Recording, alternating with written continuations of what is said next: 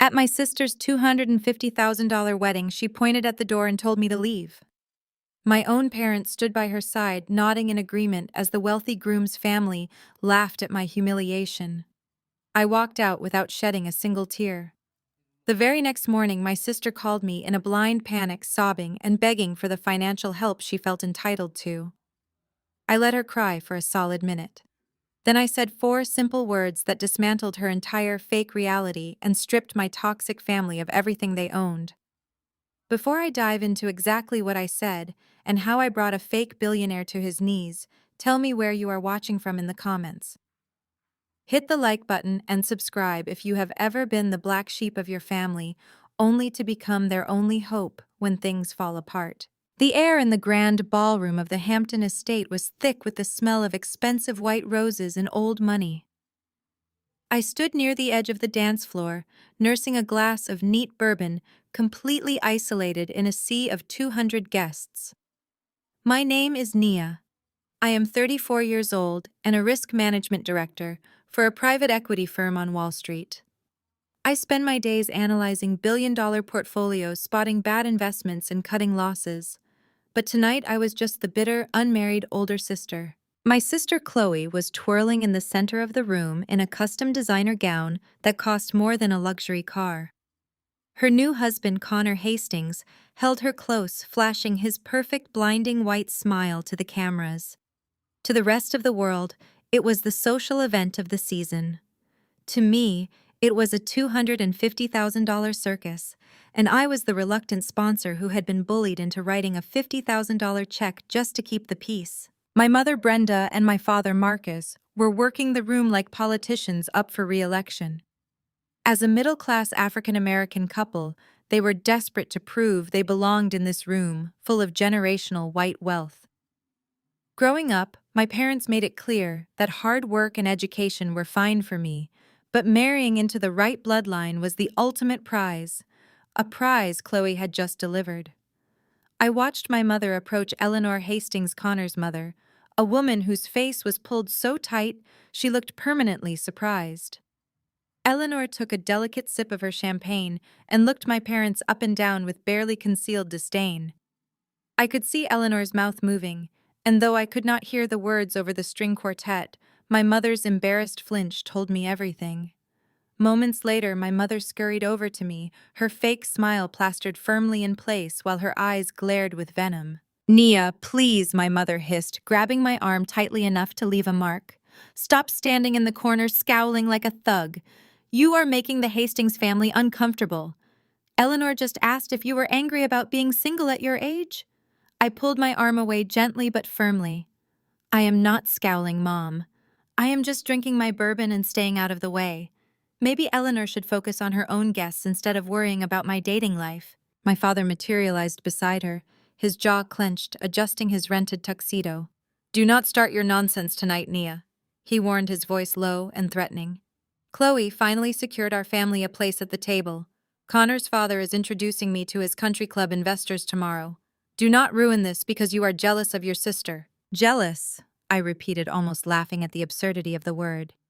"Dad, I direct risk management at one of the top firms in the country. I manage real money. I am not jealous of a guy who claims to be a venture capitalist but has no digital footprint from the last 3 years and dodges every basic question about his portfolio." My father rolled his eyes, a gesture he had perfected whenever I brought up facts he did not like. "You always think you are so smart," he muttered. "You just cannot stand that a wealthy white man wanted your sister and not you. Just smile and stay quiet. For once in your life, do not embarrass us." They turned their backs on me, rushing back to kiss the ring of the Hastings family. The sheer disrespect was suffocating. I needed air. I set my glass down on a passing waiter's tray and slipped out through the heavy French doors, stepping onto the sprawling stone terrace. The night air was cool, carrying the salty scent of the nearby ocean. I walked down the stone path toward the manicured hedge maze, craving just 5 minutes of silence, away from the pretentious laughter and clinking crystal. As I rounded a corner near a massive marble fountain, the silence was broken by a harsh, frantic whisper. It was a voice I recognized instantly. Connor, the golden boy, the billionaire venture capitalist. But he did not sound charming or confident right now. He sounded desperate, like a trapped animal. I pressed my back against the cold stone wall, holding my breath, as his words drifted over the sound of the running water. I told you I need. Until Monday. Connor hissed into his phone, pacing furiously across the gravel path. No, do not threaten me. You know I cannot move the funds until the paperwork clears. The old man signed the deed over to me 2 days ago, but the bank needs time to process the commercial equity loan. Just give me 48 hours. There was a pause as the person on the other end spoke. Connor dragged a hand through his perfectly styled blonde hair, his face pale and sweating in the moonlight. Are you insane? He spat, his voice trembling. If you send the FBI a tip now, we all go down in flames. I am telling you, I have the collateral. These stupid people handed me their ancestral property without even reading the fine print. They were so desperate for a rich white son-in-law, they practically gift-wrapped the title. Just stall the auditors. I will wire the first $2 million to cover the late payments by Tuesday morning. He ended the call, shoving the phone into his tuxedo pocket and letting out a shaky, terrified breath. On the other side of the wall, my blood turned to ice. My risk management brain, trained to spot financial anomalies and corporate fraud, immediately connected the dots. The math that had never quite made sense about Connor's sudden wealth was suddenly crystal clear. There was no venture capital fund. There was no massive tech buyout. He was running a Ponzi scheme, and his house of cards was actively collapsing. The late payments, the panic about auditors, the fear of the FBI, it was all textbook fraud. But the part that made my stomach churn and bile rise in my throat was what he said about the collateral. The old man signed the deed over. These stupid people handed me their ancestral property. He was talking about my father. He was talking about the brownstone in Brooklyn, the house my grandmother had worked 3 cleaning jobs to buy in the 1960s. It was the only piece of generational wealth our family had ever truly owned. My parents were so blinded by their desperation to join the elite, so desperate to cater to Chloe's fairy tale, that they had secretly signed over the family legacy to a con artist to use as collateral for his criminal debts. Connor took a deep breath, plastered his signature fake smile back onto his face, and walked past my hiding spot, heading back into the ballroom to dance with the woman he was about to destroy. I stood alone in the dark garden, my hands trembling not with fear, but with an overwhelming absolute rage. I had to warn my sister. I had to stop this before the bank processed whatever fraudulent loan Connor had initiated. I turned on my heel and marched back toward the grand ballroom, preparing to drop a bomb on the most expensive night of Chloe's life. I pushed open the heavy French doors and stepped back into the suffocating warmth of the ballroom. The string quartet was playing a lively tune, and the guests were laughing, completely unaware that the foundation of this entire wedding was built on stolen property and lies. I scanned the room and spotted Chloe near the grand staircase. She was adjusting her veil, surrounded by her bridesmaids who were fawning over the lace detailing of her dress. I did not care about making a scene. I marched straight toward her, my heels clicking sharply against the polished marble floor. I grabbed her arm, gripping the expensive silk tightly. Chloe gasped, turning to glare at me. "What are you doing?" she hissed, trying to yank her arm away. "You are wrinkling the silk. We need to talk," I said, my voice low but leaving no room for argument. "Right now, in the dressing room." I ignored her protests and the shocked expressions of her bridesmaids. I pulled her down the hallway and shoved the heavy oak door of the bridal suite open, pulling her inside and locking the door behind us. The room smelled of hairspray and expensive perfume. Chloe stumbled back, her face red with fury. "Have you lost your mind?" she screamed, smoothing down her dress with trembling hands. "Connor's mother is waiting for me to cut the cake. You cannot just drag me away like I am some child." "You are acting like a child who is about to walk off a cliff," I fired back, stepping closer to her. Chloe listened to me very carefully. "I just heard Connor on the terrace. He was on the phone, panicked. He does not have the money he claims to have. He was talking about auditors, late payments, and someone tipping off the federal authorities." Chloe stared at me for a second, her perfectly contoured face frozen. Then she let out a sharp, mocking laugh. "Are you kidding me right now? You dragged me in here to make up some ridiculous story about my husband." I am not making this up, I said, keeping my tone deadpan and serious. Chloe, he is running a Ponzi scheme. He is broke. But that is not even the worst part. He told whoever was on the phone that he used mom and dad as collateral. He said they signed over the deed to the Brooklyn house to secure a commercial equity loan for him. I expected her to look shocked. I expected her to deny that our parents would ever do something so foolish. Instead, her eyes narrowed, and a cruel defensive sneer twisted her lips. You are so pathetic, Nia, she spat, her voice dripping with venom.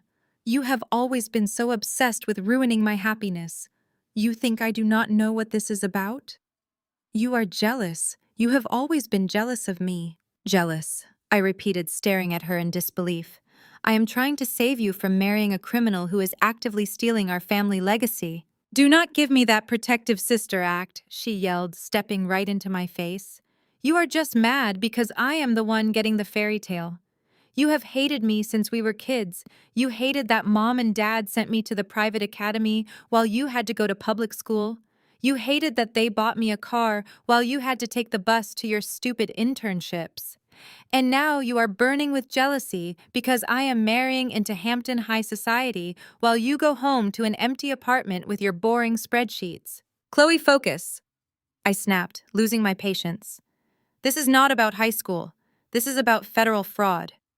Connor is scamming this family. If you walk back out there, you are tying yourself to a sinking ship. The only toxic thing in my life is you, she screamed. Her hand flew up, and before I could react, she slapped me hard across the face. The crack echoed loudly in the quiet room. My cheek burned and my head snapped to the side. I slowly turned my face back to look at her. I did not touch my cheek. I just stared at her with a cold, hollow gaze. Before either of us could say another word, the locked door was violently jiggled, then someone used a key from the outside. The door swung open, and our parents burst into the room. My mother Brenda took one look at Chloe's tear-stained face and rushed to her side, wrapping her in a dramatic embrace. My father Marcus glared at me, his fists clenched at his sides. What on earth is going on in here? My father demanded, his voice trembling with rage. We can hear Chloe screaming from the hallway. Naya, what did you do to your sister? She is trying to ruin my wedding, Chloe sobbed, burying her face in our mother's shoulder. She dragged me in here and started making up these horrible lies about Connor. She said he is broke and that he is going to jail. She is just trying to destroy my special day because no man has ever loved her. My mother shot me a look of pure disgust. I cannot believe you, Nia. On the most important day of your sister's life, you pull a stunt like this. We asked you for one night of peace, just one night, where you do not try to make everything about your miserable attitude. She slapped me, I said quietly, pointing a finger at Chloe. And I was telling her the truth. Connor is a fraud. I heard him on the phone. He is using the deed to the Brooklyn house to cover his debts. He told the person on the phone that you just signed it over to him. The silence that followed was heavy, but it was not the silence of innocent people discovering a betrayal. It was the silence of guilty people who had just been caught. My parents exchanged a quick, panicked glance. They knew. They actually knew what they had done. My father puffed up his chest, trying to recover his authority. That is none of your business, he barked, stepping toward me. Connor is expanding his venture capital firm. He needed short-term collateral for a massive deal that is going to double our family's net worth. It is an investment, Naya, something you would not understand because you have zero vision. You handed him the only asset this family has ever owned, I said, my voice rising with disbelief. A house that Grandma cleaned floors for 40 years to buy. And you gave it to a white man you have known for less than a year so he can pay off his illegal debts. How dare you speak to us like that? My mother shrieked, her fake pearls rattling against her chest. Connor is giving Chloe the life she deserves. He is bringing our family into a circle of wealth you could never access with your little corporate job. You are just trying to sabotage us because you want us to be as lonely and bitter as you are. I looked at the three of them. My sister hiding behind her tears, desperate for a wealthy last name. My parents willing to sacrifice the blood, sweat, and tears of their own ancestors just to sit at a table where they were secretly despised. The sheer delusion was intoxicating to witness. You really think Eleanor Hastings respects you? I asked, my voice dropping to a whisper that cut through their screaming. You think signing over that house makes you equals? They are laughing at you. Connor is using you as a human shield for his financial crimes. When the bank comes to foreclose on that house, Eleanor will not even answer your calls. The silence that followed my words was not one of realization, but of deep, stubborn denial. My mother, Brenda, took a step toward me, her face contorted with a mixture of rage and panic. She did not ask me what else I had heard. She did not ask me to explain the commercial equity loan. She just wanted to silence me before I shattered her fragile illusion of high society. You are a stain on this family, Nia, my mother hissed, her voice trembling with anger. You have always been so bitter, so eager to tear your sister down. You cannot stand that she is getting everything you never could. You would rather invent these sick, twisted lies about Connor than just be happy for her for one single night. I am not inventing anything, I said, my voice dangerously calm. I heard him. He is broke, Mom. And when the bank comes for that house, you and Dad are going to be out on the street. That is enough, my father yelled, stepping between me and my mother. Connor is a successful businessman. You are just a glorified accountant. You have no idea how real wealth works. He is doing us a favor by letting us invest in his firm. Before I could explain the reality of federal fraud to a man who had just handed over his life savings to a stranger, the door to the bridal suite opened again. This time it was Connor. He stepped into the room looking like the perfect concerned groom. His blonde hair was impeccably styled, and his fake smile was firmly in place, though I could see the slight tremor in his hands and the panic hiding behind his eyes. Is everything all right in here? Connor asked, his voice smooth and dripping with false concern. I heard shouting, Chloe, sweetheart, why are you crying? He rushed over to my sister, wrapping his arms around her. Chloe buried her face in his chest, sobbing even louder now that her audience had expanded. Nia is trying to ruin everything, Chloe cried, clutching his tuxedo jacket. She dragged me in here and started saying you were broke. She said you were running some kind of scam and that you were going to take Mom and Dad's house. Connor stiffened for a fraction of a second. It was barely noticeable, but my trained eyes caught it. His gaze snapped to mine, and for one terrifying moment the charming groom mask slipped, revealing the desperate cornered animal underneath. He knew that I knew. But instead of panicking, he leaned into his role. He let out a soft, patronizing sigh and looked at my parents with an expression of deep sympathy. Marcus, Brenda, I am so sorry. You have to deal with this, Connor said softly, playing the victim with sickening perfection. I knew Nia was not thrilled about the wedding, but I never imagined she would stoop to making up lies just to hurt Chloe. I have tried so hard to welcome her into my family, but clearly the resentment runs too deep. He is a liar, I said, looking right at my father. He is playing you. Connor tightened his grip on Chloe and looked at me with cold, dead eyes. Nia, I think you have done enough damage for one night. You are upsetting the bride.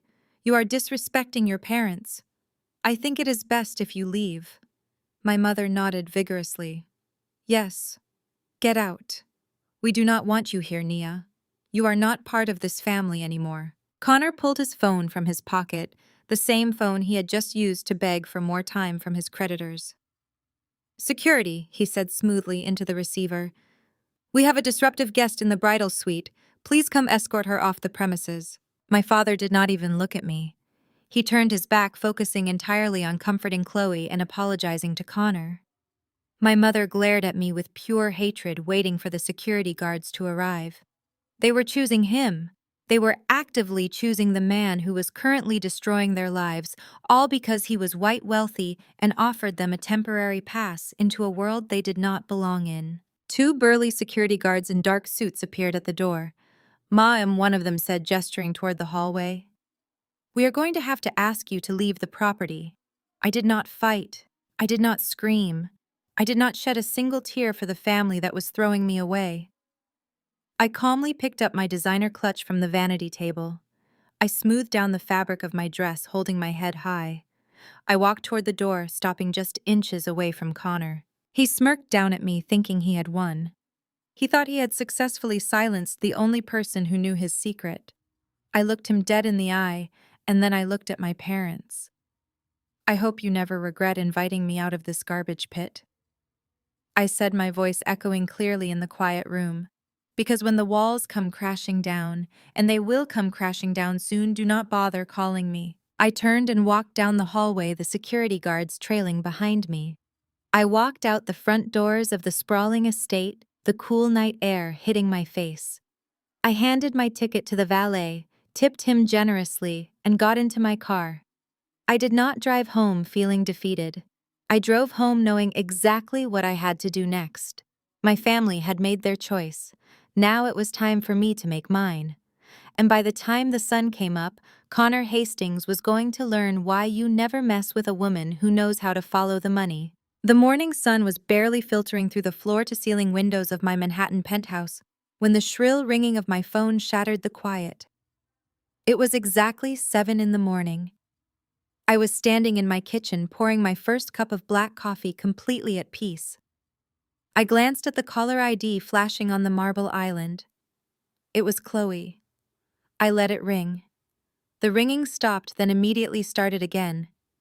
She called 5 times in the span of 3 minutes.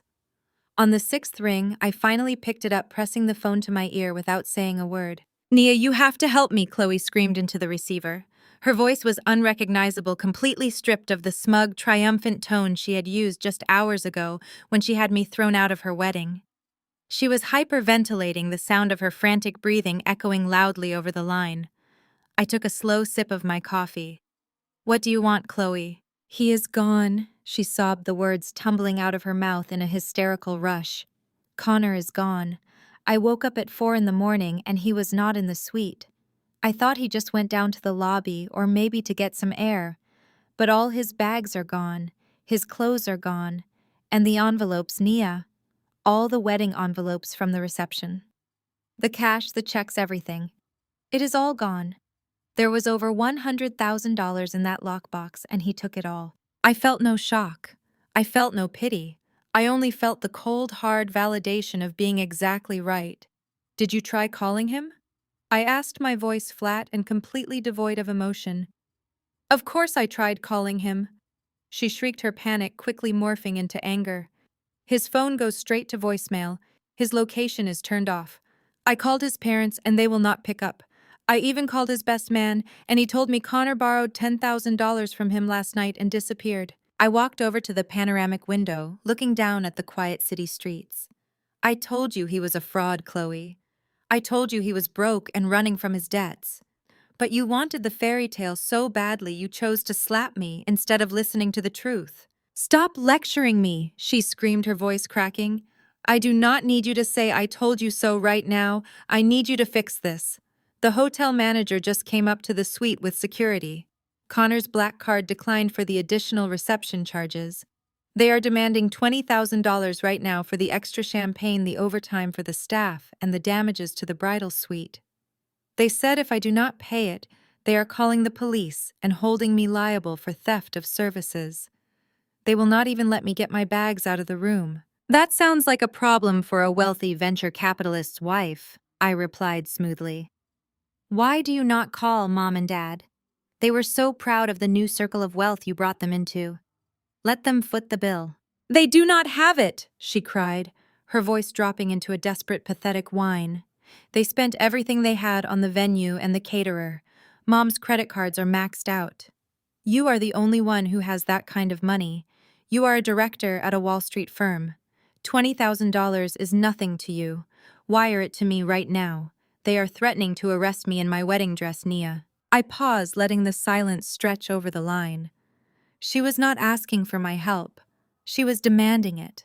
After 22 years of treating me like an outcast, after our parents drained my college fund to buy her a car, and after publicly humiliating me in front of hundreds of people just last night, she still believed she was entitled to my money. She still believed I existed only to clean up her messes. "You are right," I said softly. $20,000 is nothing to me.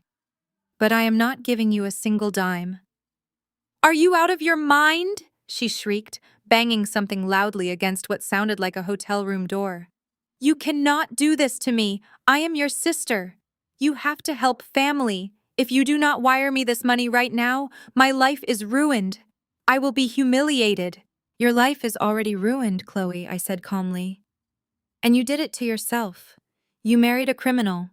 You let him rob you blind, and you let our parents hand over their only valuable asset to a man who is probably halfway to an extradition-free country by now.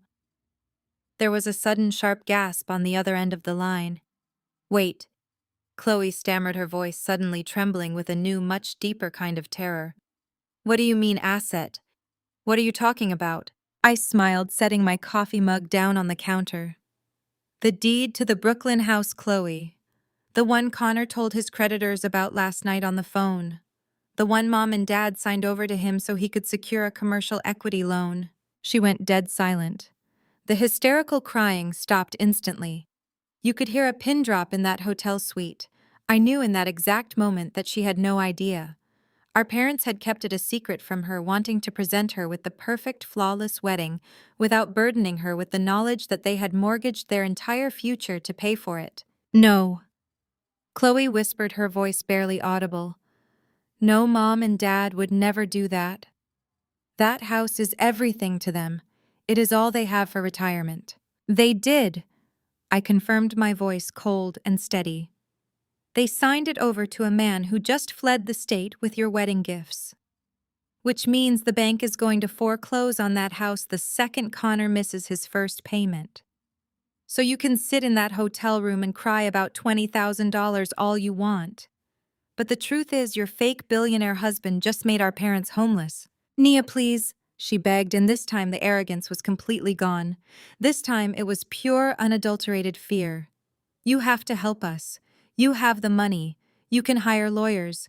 You can talk to the bank. You can fix this. Please, I am sorry I slapped you. I am sorry about last night. Just tell me what to do.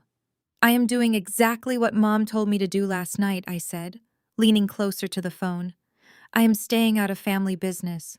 Good luck with the hotel security, Chloe. I ended the call and blocked her number. I did not feel an ounce of guilt. I felt completely liberated. But my morning was just getting started.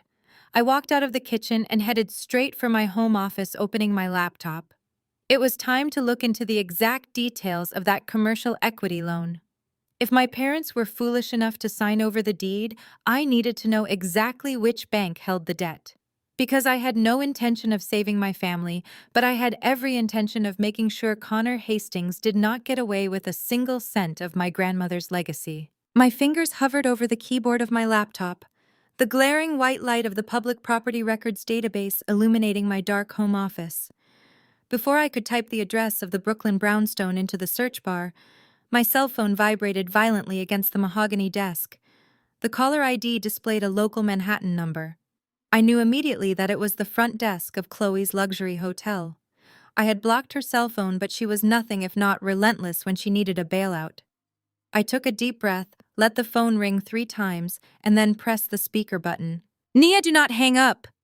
Chloe shrieked, her voice echoing off the walls of my office. It was no longer just panic. It was pure, unadulterated terror. The hotel manager is standing right in front of me with 2 police officers. They are going to arrest me for theft of services. You cannot let them take me out of the lobby in handcuffs. I leaned back in my leather chair, my expression completely unchanged. I gave you my answer, Chloe. I am not wiring you $20,000 to cover the champagne and caviar your fake billionaire husband abandoned you with. You are acting like I planned this, she screamed, her voice cracking hysterically. You are acting like I am the one who ruined everything. I did not know he was broke. Mom and Dad are the ones who gave him the money. They are the ones who enabled this whole thing. I already know about the deed, Chloe, I said coldly. I told you I heard him on the terrace last night. I know they signed it over so he could get a commercial loan. But you do not know the whole truth, she blurted out, her words stumbling over each other in her desperate attempt to shift the blame. You think he just took the deed to get a loan? No. Mom and Dad practically begged him to take it. They did not just sign over the title, Nia. They took out a second mortgage on it first. They drained all the equity out of Grandma's house, and then they transferred the title to his holding company. My hands froze on the keyboard. The air in my home office suddenly felt incredibly thin. I stared at the blinking cursor on my computer screen, processing the magnitude of what she had just said. Hearing that Connor had used the house as collateral was bad enough. But hearing that my own parents had actively stripped the equity first, liquidating the very foundation of our family legacy, to hand cold hard cash to a con artist, was a level of betrayal I had not anticipated. Why, I asked, my voice dropping to a terrifyingly quiet whisper. Why would they drain the equity? Chloe sniffled, clearly terrified by the sudden shift in my tone. Because of Eleanor Hastings, she stammered. At the engagement dinner, Eleanor made some passive-aggressive comment about how our family lacked liquid assets. She implied we were cash poor. Dad got so angry and insecure.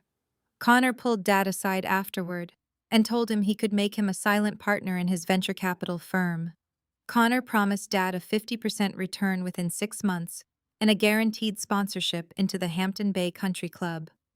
Dad wanted to prove to the Hastings family that we were just as wealthy as they were. So they went to the bank.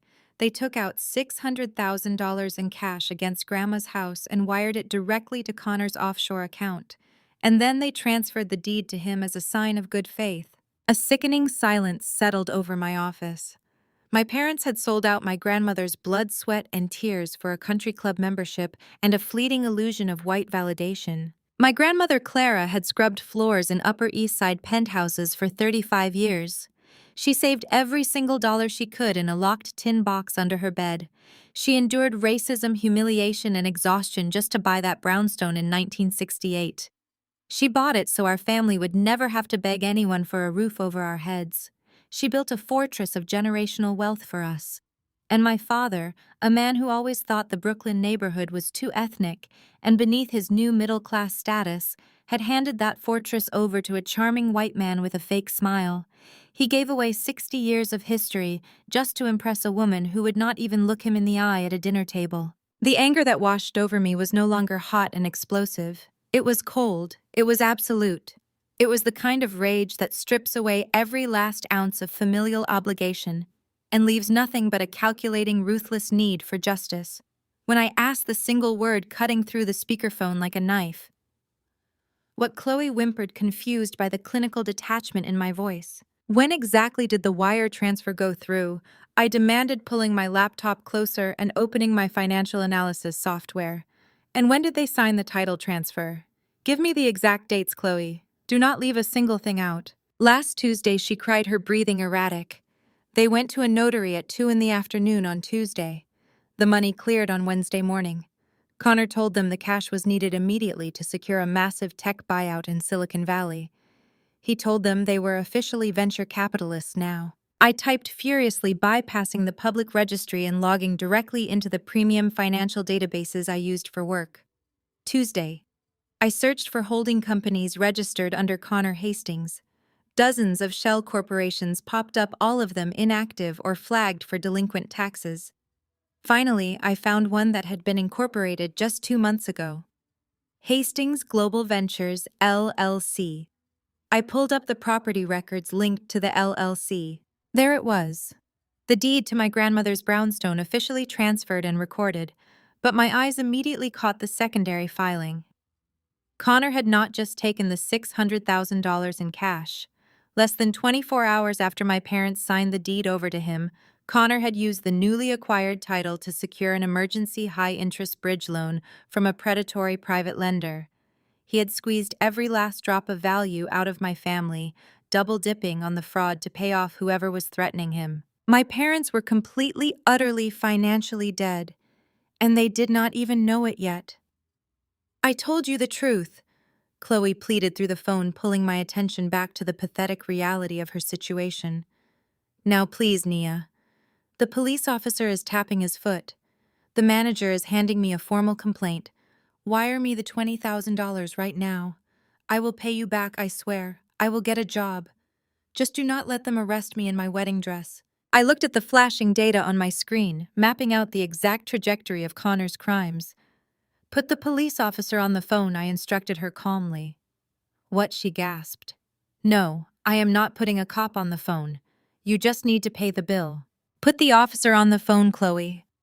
I repeated my voice, leaving no room for negotiation.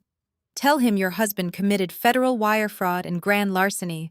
File a police report right now. It is the only way you are going to avoid being an accessory to his crimes. I cannot do that, she shrieked, the sheer vanity of her priorities rearing its ugly head even in the face of criminal charges. If I file a police report, it becomes public record. The tabloids will find out. It will be on page 6 by tomorrow morning. My reputation will be ruined. All my friends in the Hamptons will know my husband is a broke criminal. Your reputation is already ruined, I fired back, disgusted by her profound stupidity. You are standing in a hotel lobby surrounded by cops crying over a man who used your wedding as a heist. Your friends in the Hamptons never cared about you anyway. File the report, Chloe. No, she screamed. Just give me the money. You are so cruel. You have all this money and you are just going to sit there and let me go to jail because you want to be right. You are a monster, Nia. If protecting my peace makes me a monster, then so be it, I said softly. I reached out and pressed the end call button. I did not block the hotel number, let her call back and scream into the void. I had all the information I needed. The timeline was established. The financial trail was clear. My parents had willingly walked into a slaughterhouse, dragging my grandmother's legacy behind them. They wanted to play high-stakes finance with a predator. Now they were going to learn what happens when a real Wall Street risk manager enters the game. My phone rang again. It was the same hotel front desk number. I picked up my coffee mug, taking a slow sip as I pressed the speaker button. Chloe did not even wait for me to say hello. She was already sobbing, her voice ragged and breathless. Nia, please. She gasped, the sound of defeat heavy in her throat. The manager gave me 10 minutes. He said if the $20,000 is not wired by then, the police are taking me out in handcuffs. I will do whatever you want. I will apologize to you in front of the whole family. I will tell them you were right about Connor. Just please do not let me go to jail. I leaned back in my chair, staring at the financial records glowing on my computer screen. You do not get it, Chloe. This is not about an apology. This is not about you admitting I was right. This is about consequences. You and Mom and Dad have spent your entire lives avoiding the consequences of your actions, usually by making me pay for them. But today, the bill is due, and I am not picking up the check. You cannot be this heartless, she shrieked, the desperation turning back into anger. We are talking about our family. Connor stole everything. He stole the wedding money. He stole Mom and Dad's future. If the bank forecloses on the Brooklyn house, they will have nowhere to live. They will be out on the street. That is the reality of making bad investments, I replied smoothly. Dad wanted to play high-stakes finance with a man he met less than a year ago. He wanted to buy his way into a world that despises people like us. Now he gets to experience the downside of leverage. I could hear the absolute panic setting in as she realized my mind was completely made up. Nia, you have to help us buy the house back, she cried, her voice cracking violently. You are the only one who has the capital. We can contact the bank. We can tell them it was fraud. We can get lawyers and force them to give the deed back. Our family is going to lose everything. You have to help me buy back the house. I took one last sip of my coffee, setting the ceramic mug down on the mahogany desk with a soft click. I looked at the digital deed file I had just pulled from the secure server, the document clearly displaying the new ownership transfer that had been finalized early this morning. I bought the deed, I said. The line went dead silent. The sound of her frantic breathing stopped. What she whispered, the confusion evident in her trembling voice. What do you mean you bought it? I leaned closer to the phone, making sure she heard every single syllable perfectly. When a predatory lender holds a high-interest bridge loan backed by stolen collateral, they are usually very eager to offload that toxic debt before the federal authorities get involved. My firm specializes in distressed assets, so I made a few phone calls this morning. I bought the loan from the private lender, which means I bought the deed. You bought the house? She asked, the relief suddenly flooding her voice. Oh my God, Nia, you saved it! You bought the house back for Mom and Dad. I knew you would not let our family go down like this. I knew you cared. Now just wire me the hotel money and we can fix all of this. I let out a soft, cold laugh.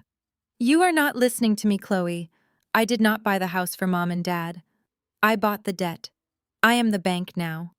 And since Connor is not going to make his payment on Monday, the loan goes into default, which means I am foreclosing on the property. There was a long, horrifying pause, as the reality of my words finally crushed whatever hope she had left. You cannot do that, she screamed, her voice tearing at the seams. That is our family's home. You cannot kick our parents out. They kicked me out last night, I reminded her, my voice turning to ice. Have a nice time in booking Chloe. I pressed the end call button. I did not just block the number this time. I turned my phone completely off. I closed my laptop, stood up, and walked out of my office. The morning sun was shining brightly over the city. I felt a deep, overwhelming sense of peace. The first domino had fallen, and it was only a matter of time before my parents showed up at my door, completely unaware that the daughter they threw away was now the absolute owner of their entire existence. The heavy mahogany door of my penthouse echoed with violent, rhythmic pounding. It was exactly noon. I did not rush. I took my time saving the spreadsheet on my computer, smoothing down my tailored trousers, and walking calmly toward the foyer. I checked the security monitor mounted on the wall. It was exactly who I expected. My father, Marcus, my mother, Brenda, and standing slightly behind them, Chloe. She was no longer wearing her custom designer wedding gown. Instead, she looked completely unhinged in a wrinkled tracksuit she must have borrowed from one of her bridesmaids. Her makeup was smeared and her hair was a tangled mess. I unlocked the door and swung it open. They did not wait for an invitation. My father pushed past me, his face red with a blistering, irrational rage. My mother followed right on his heels, grabbing Chloe by the wrist and pulling her inside my home. The sheer audacity of their entrance was almost amusing. They had just lost everything they owned to a criminal, yet they marched into my living room with the arrogant entitlement of royalty, expecting a servant to clean up their mess. Where is it? My father bellowed, spinning around to face me in the center of the room. Where are the papers, Nia? Hand them over right now. I closed the front door slowly, making sure the heavy deadbolt clicked firmly into place. You are going to have to be a lot more specific, Dad, I said, leaning casually against the entryway wall. I process hundreds of financial documents a week. You need to tell me exactly what you are looking for. Do not play smart with me, he screamed, pointing a shaking finger directly at my face. Chloe told us what you did. She told us you called a private lender and bought the deed to the Brooklyn house. You had absolutely no right to go behind my back and interfere with my financial affairs. That is my property. Your financial affairs, I repeated, letting out a dry, humorless laugh that seemed to echo off the high ceilings. Dad, your financial affairs consisted of handing your mother's entire legacy to a con artist so he could pay off his illegal debts. I did not interfere with anything. I salvaged the wreckage you left behind. My mother stepped forward, her eyes blazing with that familiar toxic resentment she usually reserved for when I outshined my sister. You did this, she shrieked, her voice shrill and piercing. Connor was a good man. He was a wealthy man. He was giving this family a future in a world we deserve to be in, but you just could not stand to see your sister happy. You had to go out onto that terrace last night and harass him. You threatened him. You spooked him with all your aggressive, bitter corporate accusations. I stared at my mother, genuinely fascinated by the staggering depth of her delusion. It was a masterclass in psychological denial. You think I scared him away? I asked, my voice dropping to a dangerous whisper. Mom, the man stole over $100,000 in cash from his own wedding reception. He abandoned his bride in a hotel room at 4 a.m. He is a fleeing felon. But you actually believe he ran away because I was mean to him on a patio. He panicked because you told him you were going to call the federal authorities, my father interrupted, completely buying into his own twisted narrative. He is a venture capitalist, Nia. They deal with high-pressure leverage and massive amounts of debt all the time. He just needed a few days to move his liquid assets around. But you cornered him like a thug. You made him think the government was coming after him. You ruined your sister's marriage before it even started. Chloe stood in the corner of my living room, her arms tightly crossed over her chest, glaring at me with pure hatred. I had to beg my maid of honor for taxi money just to get here, she cried, playing the victim with practiced perfection. The hotel humiliated me. My credit cards are frozen. Connor's accounts are locked. And it is all your fault. If you had just stayed inside the ballroom and minded your own business, he would still be here. He would have paid the bank. We would be on a private jet to the Maldives right now. I looked at the three of them standing in my home, demanding that I accept the blame for their catastrophic greed. Let me get this straight, I said, pushing off the wall and taking a slow, deliberate step toward them. You give a complete stranger the deed to a house he has no legal right to. He uses it to secure an illegal high-interest bridge loan from a predatory lender. He empties the wedding lockbox, maxes out his credit, and flees the state in the middle of the night. And somehow, in your incredibly warped minds, I am the villain here. You are the villain because you are trying to steal my house, my father roared, taking an aggressive step toward me, trying to use his physical size to intimidate me.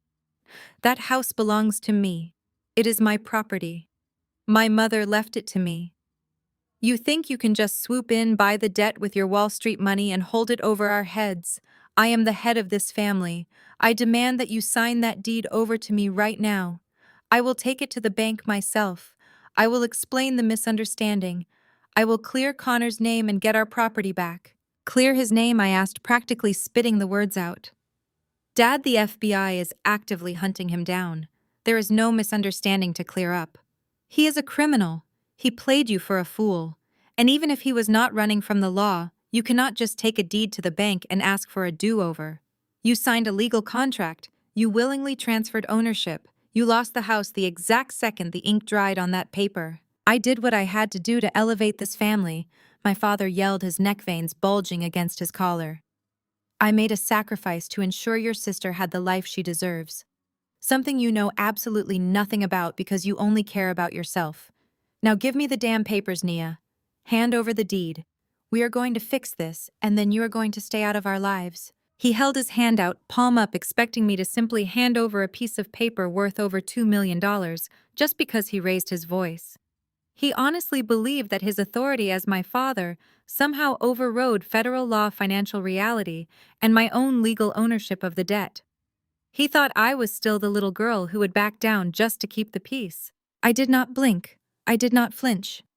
I looked at his outstretched hand, and then I looked him dead in the eye. You do not get to demand anything from me, I said, my voice cold and unyielding. You do not get to walk into my home, blame me for your profound stupidity, and order me to hand over an asset I purchased with my own money. You are not the head of this family anymore, Dad. You are just a man who gambled his mother's legacy on a fake billionaire and lost everything. My mother gasped, clutching her chest as if I had just physically struck her. How dare you speak to your father that way, she shrieked. After everything we have done for you, after everything we have sacrificed to give you a good life, you owe us that house. You owe us your respect. I owe you nothing. I fired back, the years of suppressed anger finally rising to the surface. I do not owe you my money. I do not owe you my respect. And I certainly do not owe you a bailout. I turned away from them and walked over to my heavy oak desk. I pulled open the top drawer and pulled out a thick manila folder. I had spent the last 3 hours compiling every single financial record, every bank statement, and every piece of evidence that proved exactly how much they had sacrificed for me. If they wanted to talk about history, if they wanted to talk about who owed who, I was more than ready to have that conversation. I dropped the heavy folder onto the glass coffee table with a loud, resounding slap. I stared at my father's outstretched hand for a long moment before letting out a sharp, cold laugh. I did not hand him the deed. Instead, I reached into the thick manila folder I had just dropped onto the glass coffee table and pulled out a stack of highlighted bank statements. If we are going to talk about who owes who in this family, I said, my voice steady and deadly calm, then we are going to look at the actual numbers. We are going to look at exactly how much you sacrificed for me. My father dropped his hand, his eyes darting down to the papers. What is this? he demanded, trying to maintain his authoritative tone, though a flicker of uncertainty finally crossed his face. "This is my college fund," I said, tossing the first document across the table. It slid right off the edge and landed at his feet. Or rather, it is the record of the college fund that Grandma Clara set up for me before she died. There was $40,000 in that account, money she saved from scrubbing floors so I could get a degree without drowning in debt. But when I turned 18, the money was gone. You told me the stock market crashed. You told me the investments went bad and there was nothing left. My mother's face went completely pale. She took a step back, suddenly looking very small.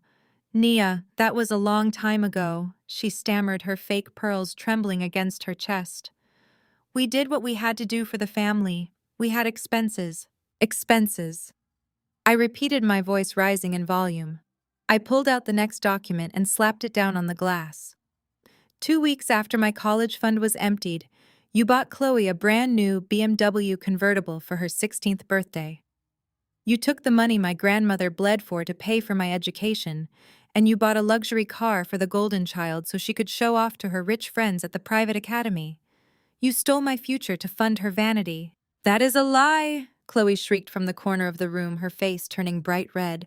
"Mom and Dad bought that car with their own savings. They worked hard for that. You are just making things up because you are jealous." I did not even look at her. I pulled out a copy of the dealership financing agreement and held it up. The down payment on the car was exactly $40,000.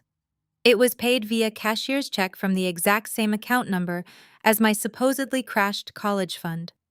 I had to take out $80,000 in student loans to get through my university. I worked 3 jobs. I ate ramen noodles for 4 straight years. I barely slept.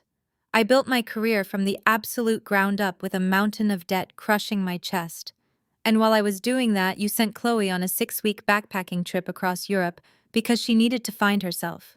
My father swallowed hard, the veins in his neck no longer bulging. He looked away, unable to meet my eyes. "We always knew you were strong, Nia," he muttered, his voice losing its thunder. "We knew you could handle the loans. You were always so independent. Chloe was different. She needed more support. She needed to be positioned properly to attract the right kind of husband. We were investing in her future. You were investing in a fantasy," I fired back, my anger finally breaking through the cold facade. "And look at the incredible return on that investment. She attracted a criminal who robbed you blind. You gave her everything, and she brought a parasite into our family who drained the very last drop of blood you had left. How dare you!" My mother shrieked, tears of sheer humiliation springing to her eyes. "We are your parents. We gave you life. You do not get to stand in your fancy apartment and judge us. You have millions of dollars. You can fix this with the snap of your fingers. You are holding the deed to our home hostage just to punish us for the past. You are a cruel, vindictive monster." "I am not holding anything hostage," I said softly, the silence in the room suddenly deafening. "I am claiming what belongs to me. I bought that debt with the money I earned. The money I made despite you stealing my college fund. Despite you making me pay my own way. I bought the deed to Grandma Clara's house because it is the only piece of this family's history worth saving, and you were too stupid to protect it." "You stole it!" My father roared, his anger flaring up again as the reality of his powerlessness set in. "You went behind my back and you stole my house. I will take you to court. I will sue you for everything you have. I will tell the judge you manipulated the bank." I smiled, a genuine, terrifying smile. "Go ahead, Dad. Take me to court. Let us stand in front of a judge and explain how you signed over the deed to a federal fugitive. Let us explain how you took out a fraudulent second mortgage to fund a luxury wedding. The bank did not want to deal with the FBI investigation, which is exactly why they sold the debt to my firm for pennies on the dollar. You have no legal standing. You have no money for a lawyer. You do not even have a house." Chloe fell to her knees, burying her face in her hands and sobbing loudly. The reality of her ruined life was finally crashing down on her. Her rich husband was gone. Her wedding was a scam. And the parents who had babied her for 28 years were now completely destitute. Nia, please, my mother begged, her voice breaking as she reached out to grab my arm. I stepped back, refusing to let her touch me. We have nowhere to go. We have no savings. If you foreclose on the house, we will be out on the street. You cannot do this to your own mother. You cannot do this to your father. I looked at the woman who had stood in a ballroom just last night and told security to throw me out. I looked at the father who had commanded me to stay quiet and accept their disrespect. And I looked at the sister who had slapped my face and called me toxic. I am not doing anything to you, I said, my voice completely devoid of sympathy. I am simply letting you experience the life you built. You chose Connor. You chose the Hamptons. You chose to gamble Grandma's legacy. Now you get to live with the consequences. I walked over to the front door and opened it wide. Get out of my house, I commanded, pointing toward the hallway. And do not ever come back. You have 30 days before the eviction notice is posted on the Brooklyn house. I suggest you spend that time packing. My father stared at me, his eyes wide with a mixture of horror and disbelief. He opened his mouth to speak, but no words came out. He had finally realized that he had no power left. He had completely destroyed his own life, and the daughter he had always considered a burden was now the sole owner of his entire world. He turned slowly and walked out the door. His shoulders slumped in defeat. My mother followed, crying hysterically and dragging a sobbing Chloe behind her. I closed the door behind them and locked the deadbolt, the satisfying click echoing through the silent penthouse. The past was finally settled. Now all that was left was to deal with Connor Hastings and his upper crust family, who thought they could treat my bloodline like a disposable bank account. I had barely poured myself a fresh cup of coffee when the heavy brass knocker on my front door sounded again. This time the pounding was not frantic or desperate. It was sharp, measured, and dripping with an arrogant sense of authority. I walked back into the foyer, checking the security monitor. Standing in my hallway were Eleanor and Richard Hastings, Connor's parents. They were flanked by a man in a sharply tailored gray suit holding a sleek leather briefcase. A lawyer. They looked exactly as they had at the wedding. Impeccably dressed, their faces set in twin expressions of cold upper-crust disdain. I unlocked the deadbolt and pulled the door open. They did not wait for an invitation any more than my own parents had. Richard Hastings stepped forward, his posture rigid. Nia, he said, his tone making my name sound like an insult. We need to come inside. Now. I stood my ground in the doorway, blocking their path. This is a private residence, Richard. You do not get to bark orders at me. If you have something to say, you can say it from the hallway. Eleanor stepped out from behind her husband, her face tight with barely suppressed rage. Her perfectly coiffed blonde hair caught the light from the hallway fixtures. Do not be insolent, she snapped, her voice trembling slightly. We know your family is behind this. We know what you have done to our son. Now let us in before we have our attorney call the police and report you for extortion. I looked at the lawyer, who offered a tight professional smile that did not reach his eyes. I stepped aside, sweeping my arm in a mocking gesture of welcome. By all means, Eleanor, come on in and tell me exactly how I extorted your federal fugitive of a son. They marched into my living room, looking around at my expensive artwork and custom furniture with clear distaste, as if they could not believe someone like me could afford such things. The lawyer remained standing, placing his briefcase on my glass coffee table with a soft thud. My son is missing, Eleanor shrieked, finally dropping her aristocratic facade. Connor's phone is turned off. His accounts are frozen. The hotel manager just called to inform us that your sister is trying to skip out on a $20,000 bill, and now we find out that your father has been harassing him for money. I leaned against the back of my sofa, crossing my arms. My father was not harassing him for money, Eleanor.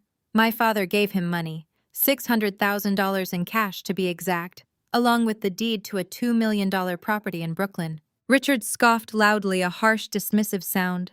That is a lie, he barked, his face turning a mottled shade of red.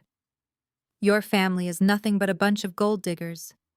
You saw an opportunity to latch onto our wealth, and you took it. You trapped our son into a marriage he did not want, and when he finally realized what you were doing, you pressured him so relentlessly that he suffered a mental breakdown and fled. I stared at him, genuinely impressed by the sheer audacity of his delusion. You think Chloe trapped him? I asked, my voice deadly quiet. Richard, your son is running a Ponzi scheme. He used my family's ancestral home to secure an illegal bridge loan from a predatory lender. He stole the wedding gifts and ran because the FBI is currently looking for him. That is slander, the lawyer interrupted, speaking for the first time. His voice was smooth and practiced. My clients are prepared to file a massive defamation lawsuit against you and your entire family. We are also preparing a civil suit against your sister for emotional distress and financial damages. We will argue that her constant demands for a lavish lifestyle drove Connor to the brink. We will bankrupt her, Nia. We will take everything she has. I let out a short, sharp laugh. Go ahead, I said, gesturing toward the door. Bankrupt her. She has nothing. My parents have nothing. Your son already took it all. You are threatening to sue a family that is entirely destitute because of your son's criminal activities. Eleanor stepped forward, her eyes blazing with a toxic mix of panic and hatred. You are lying, she hissed, pointing a manicured finger at my chest. Connor is a successful venture capitalist. He has millions in trust. He does not need your pathetic little house in Brooklyn. This is a shakedown. You people are trying to extort us because you realize you are not good enough for our family. You people, I repeated, letting the racial implication hang heavily in the air. That is what this is really about, isn't it, Eleanor? You could never stand the fact that your precious golden boy was marrying a black woman. You looked down your nose at my parents all night long. You thought they were desperate, pathetic social climbers. And you know what? You were right about them. They were desperate. They wanted to buy their way into your world so badly that they handed your son everything they owned. I walked over to the mahogany desk and picked up the thick manila folder I had used to destroy my parents' illusions earlier. I pulled out the financial records I had printed and threw them onto the coffee table right next to the lawyer's briefcase. Pick them up, I commanded, staring directly at Richard. Look at the holding company. Look at the date of the title transfer. Look at the bridge loan. The lawyer hesitated, then reached down and picked up the papers. He scanned the first page, and I watched as his professional, confident demeanor completely evaporated. His face went slack. He quickly flipped to the second page, his eyes darting across the highlighted bank statements. What is it? Richard demanded, sensing the sudden shift in the room's energy. What does it say? The lawyer looked up, his face pale. Mr. Hastings, he said, his voice completely devoid of its previous arrogance. These are verified federal records. The holding company is registered to Connor. And the bridge loan, it is real. It was secured using the Brooklyn property as collateral. Eleanor snatched the papers from the lawyer's hands, staring blindly at the numbers she clearly did not understand. No, she whispered, her voice cracking. This is forged. She made this up. Connor would never do this. He has his trust fund. I smiled, a cold, ruthless expression that made Eleanor take a step back. I looked into that too, Eleanor. I am a risk manager on Wall Street. I do not make accusations without running a full background check. Your son's trust fund was depleted 3 years ago. He lost it all in a series of terrible crypto investments. He has been running a shell game ever since, using new investors to pay off the old ones. And when the walls started closing in, he targeted my family because he knew my parents were insecure enough to fall for his wealthy white aristocrat routine. Richard Hastings stood frozen in the center of my living room. The blustering, arrogant patriarch who had marched into my home threatening to destroy me was suddenly completely silent. He looked at his wife, then at the lawyer, and finally at me. You cannot prove he did this maliciously, Richard said, his voice weak and wavering. It was a business deal gone bad. He just needed more time. I took a step closer to him, invading his personal space. I do not need to prove anything, Richard. The FBI is going to do that for me. Because while you were busy trying to intimidate me, I sent all of these documents to the Financial Crimes Division. Your son is a federal fugitive. And when they catch him, and they will catch him, he is going to spend a very long time in a very dark cell. Eleanor let out a sharp, choked sob, dropping the papers onto the floor. She covered her face with her hands, her whole body shaking.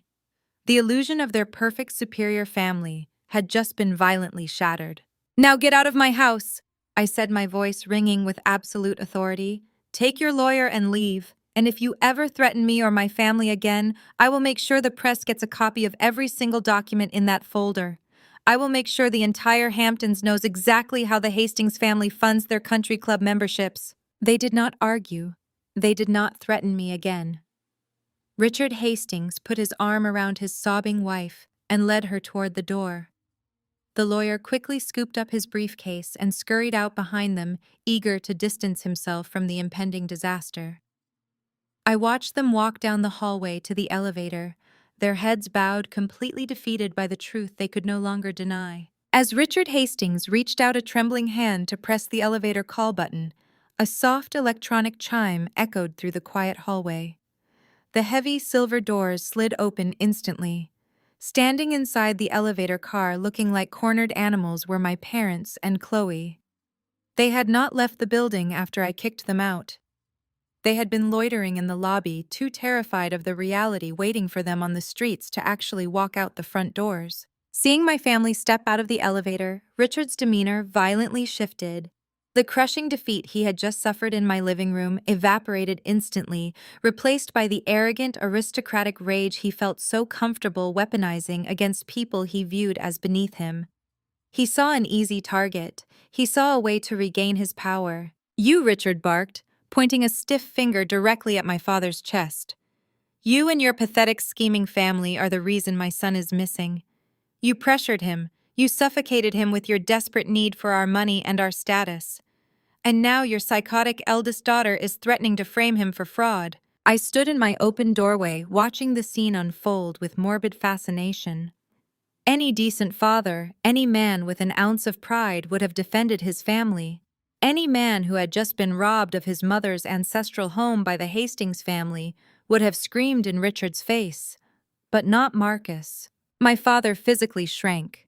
His shoulders rounded, his posture collapsing as the ingrained generational intimidation of white wealth took over his senses. He did not yell back. He held his hands up in a placating, subservient gesture that made my stomach turn. "Mr. Hastings, please," my father begged, his voice cracking with a sickening level of cowardice. "We have nothing to do with what Nia is saying. We love Connor. We gave him everything we had. We signed our house over to him as an investment because we trust him. We just wanted to be part of your family." "We do not want you in our family," Eleanor Hastings shrieked, her face twisting in pure disgust as she looked at my mother. "You are social climbing parasites, and my lawyers are going to bankrupt you.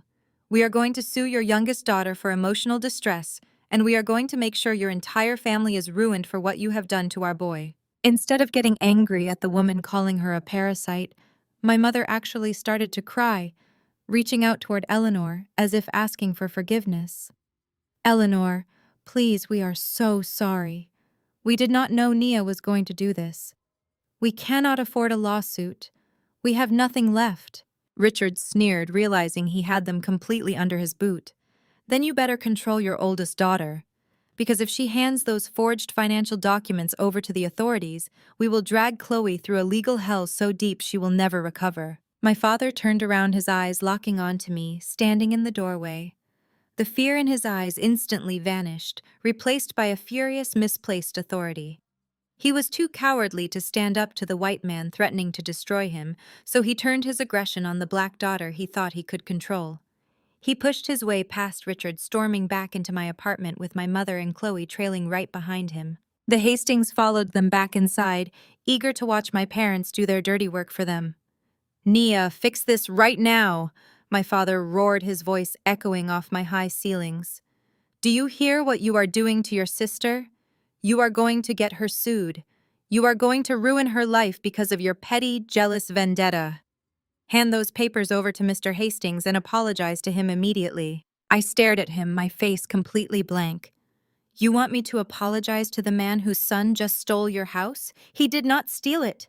My mother screamed, stepping forward and pointing a shaking finger at me. "Connor is just having a temporary liquidity issue. It is a business problem. You are the one turning it into a crime. You are the one trying to send him to jail. You have to make this right, Nia. You have to pay them." I blinked, genuinely caught off guard by the sheer absurdity of her demand. Pay who? You work at a hedge fund, my father yelled, stepping closer, trying to use his physical size to intimidate me, just as he had done an hour ago. You manage hundreds of millions of dollars. You are rich. You have the money to make this go away. I want you to write a check to the Hastings family right now.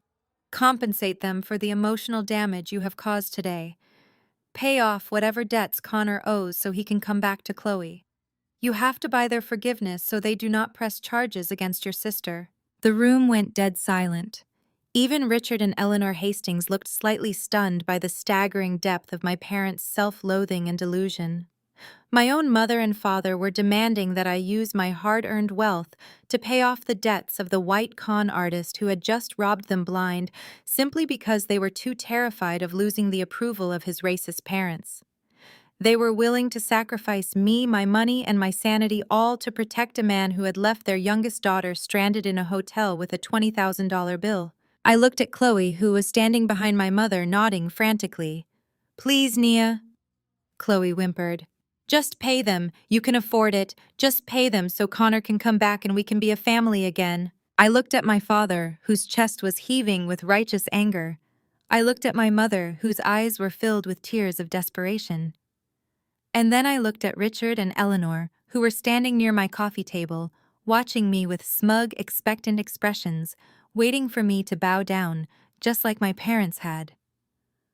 A feeling started deep in my chest. It was not anger, it was not sorrow. It was the absolute, undeniable humor of the situation.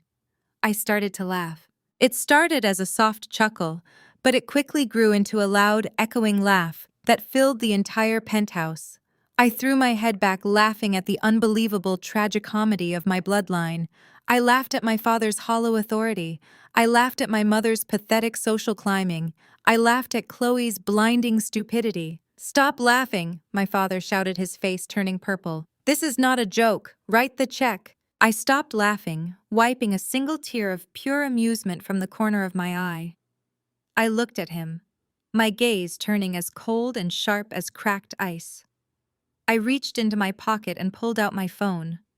I tapped the screen twice, swiping down to open the screen mirroring function. "I do not compensate people who are about to wear prison jumpsuits," I said smoothly. I pointed my phone at the massive 85-inch flat-screen television mounted on the wall above my fireplace. The screen blinked on instantly, mirroring the live news feed I had pulled up. I turned the volume all the way up so the reporter's voice boomed through the living room, drowning out any further demands from my coward of a father. The massive flat-screen television above the fireplace flared to life, its bright, high-definition display cutting through the tense atmosphere of my living room. I had connected my phone and pulled up a live broadcast from a local news chopper circling the Teterboro airport. The camera was zoomed in tight on a sleek, private Gulfstream jet sitting on the tarmac. But it was not preparing for takeoff. The jet was completely surrounded by half a dozen dark SUVs with flashing red and blue lights. My father, Marcus, immediately stopped his ranting. His mouth hung open, his eyes glued to the screen. Eleanor Hastings gasped a sharp, ragged sound while her husband Richard took an involuntary step forward, his fists clenching at his sides. "What is this?" Richard demanded, his voice thick with a sudden, overwhelming dread. "Why are you showing us this?" I did not answer him. I just pointed the remote at the screen and turned the volume up even louder. The frantic voice of the news anchor filled the room, echoing off the mahogany walls. "Breaking news out of Teterboro Airport in New Jersey this afternoon." The anchor announced, the urgency in his voice palpable. "Federal authorities, including agents from the FBI and the SEC, have just intercepted a private aircraft attempting to depart for an extradition-free country. Authorities confirm they have detained 31-year-old Connor Hastings, a prominent figure in the New York venture capital scene." Chloe let out a sound that was less of a scream and more of a strangled, animalistic sob. She stumbled backward, her legs giving out completely, and collapsed onto my cream-colored sofa. My mother, Brenda, rushed to her side, but she was not looking at her daughter.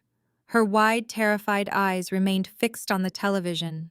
No, Eleanor whispered, her perfectly manicured hands flying up to cover her mouth.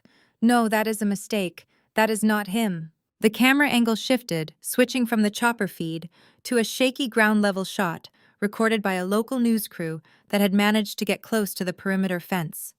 The image was undeniable. Connor Hastings, still wearing the wrinkled tuxedo pants and white dress shirt from his wedding night, was being marched down the steps of the private jet. His hands were zip-tied tightly behind his back, two federal agents gripping his arms. He looked completely disheveled, his signature blonde hair a sweaty mess, his face pale and contorted with panic. Hastings is being indicted on multiple counts of federal wire fraud, grand larceny, and operating a large-scale Ponzi scheme. The anchor continued, his words landing like physical blows on the people standing in my living room. Authorities allege Hastings defrauded investors out of tens of millions of dollars over the past 3 years. Sources close to the investigation say he attempted to flee the country after multiple creditors threatened to expose the scheme. He is lying, my father yelled, pointing at the television screen, completely unable to process the absolute destruction of his social climbing fantasies. The news is lying. Connor is a legitimate businessman. He told me. He showed me the prospectuses. This is a misunderstanding. I turned to my father, my expression entirely devoid of pity. Do federal agents usually raid private jets for a misunderstanding, Dad? Do they usually put zip ties on legitimate businessmen? Richard Hastings spun around to face me, his face a terrifying mask of rage and denial. You did this! He roared, his aristocratic composure completely shattering. You called them! You tipped them off! You ruined my son! I did not have to tip them off, Richard. I replied, my voice calm and steady, a stark contrast to his hysterical screaming. The FBI has been building a case against him for months. I just did a basic background check. Something you apparently never bothered to do for your own son. Or maybe you did know. Maybe you knew exactly how he was paying for your country club fees. That is an outrageous lie! Eleanor shrieked, tears streaming down her face, ruining her expensive makeup. We had no idea. We are upstanding citizens. We are a respected family. Respected by who, I asked, stepping closer to her. The people whose money your son stole. Because right now, the only thing your family is going to be respected for is the sheer size of the federal indictment. On the television screen, the anchor was still talking, summarizing the details of the fraud. Investigators believe Hastings used newly acquired assets from a recent marriage to secure high-interest loans, attempting to pay off his most aggressive creditors before fleeing. I looked down at Chloe, who was curled into a ball on the sofa, sobbing hysterically into a throw pillow. She had finally realized the truth. She was not a wealthy socialite. She was not the envy of the Hampton Bay elite. She was the punchline to a very cruel, very expensive joke. She had married a man who used her family as a human shield to buy himself enough time to run away. My mother, Brenda, dropped to her knees beside the sofa, burying her face in her hands. "We are ruined," she wailed, rocking back and forth. "The house, the money, everything is gone." My father stood frozen in the center of the room, staring at the screen as Connor was shoved into the back of a black SUV. The arrogance, the entitlement, the desperate need to prove himself to the white family standing next to him, all of it had been completely hollowed out. He was nothing but a broke, defeated man who had handed his mother's legacy to a criminal. I pressed the power button on the remote, plunging the room into a sudden heavy silence. The live feed disappeared, leaving only the sound of my mother's wailing and Chloe's frantic sobbing. "You demanded that I compensate you," I said, turning my attention back to Richard and Eleanor Hastings, who looked like they were going to be sick. "You marched into my home, threatened my family, and demanded that I write you a check to cover your son's debts." I took a step toward them, my voice dropping to a low, dangerous whisper. "I am going to make this very clear. You are not getting a single dime from me. Your son is going to federal prison. And if either of you ever steps foot near me or my property again, I will personally fund the civil lawsuits of every single investor he defrauded. I will make sure you spend the rest of your lives buried in legal fees defending the money you knew he was stealing." Richard opened his mouth to argue, but the fight had completely left his eyes.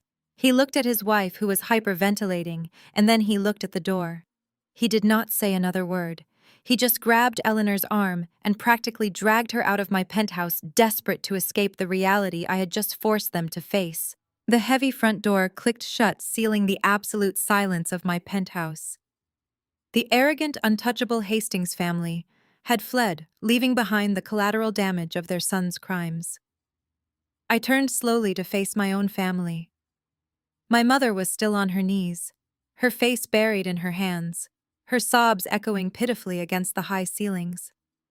Chloe lay motionless on the sofa, her eyes wide and vacant, staring at the blank television screen, as if hoping the news broadcast would rewind and tell a different story. My father stood exactly where he had been, his arms hanging limply at his sides. The furious patriarch who had marched into my home demanding obedience was gone. In his place was a hollow, broken old man who had just traded his entire life for a handful of dust. I walked over to the glass coffee table and picked up the thick manila folder. The same folder Richard Hastings had refused to look at. The same folder my father had tried to command me to hand over. I did not feel pity. I did not feel sorrow.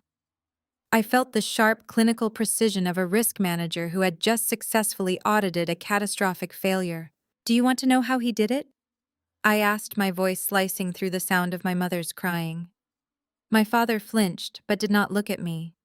I opened the folder, spreading the bank statements and wire transfers across the glass surface. I think you need to hear this.